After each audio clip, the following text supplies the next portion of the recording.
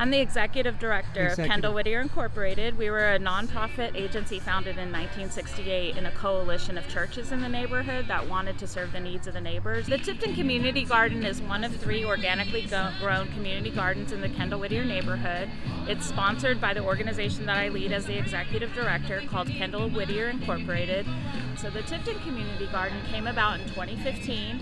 We received this donated land from the Tipton family. There used to be a home here, and the woman who owned the home used to have flourishing gardens. So her family members wanted to make sure that that tradition continued, which launched this community garden. Now, 2 of our community gardens are really outdoor classrooms for school-aged children, and this one is different in that it's a collective of people from the neighborhood and from across Tulsa who want to gather in community, learn how to grow food organically, and work together not only to plant and maintain, but also harvest the yield. And so this year we were really about reactivating the space and converting from a adopt-a-plot model to a more communal model. So we've added a shed from Tough Shed. We secured a generous donation, and we got a Gelvin Foundation grant to put in some improvements, including the fence. Once we had the fence in, then we started thinking about how can we activate this space year-round, and we thought a colorful mural that reflects the community, reflects activities of our organization was the way to go.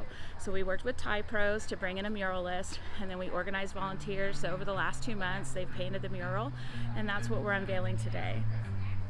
So this is some apple mint, which is like a variety, but it's really sweet and tea, and as you can see, there's plenty of them, and you even see a butterfly in there. These grapes are actually used for winemaking, but honestly, they're just delicious to eat. They're like sweet. As you can see, the compost is doing its job really well because it's breaking down our pallets.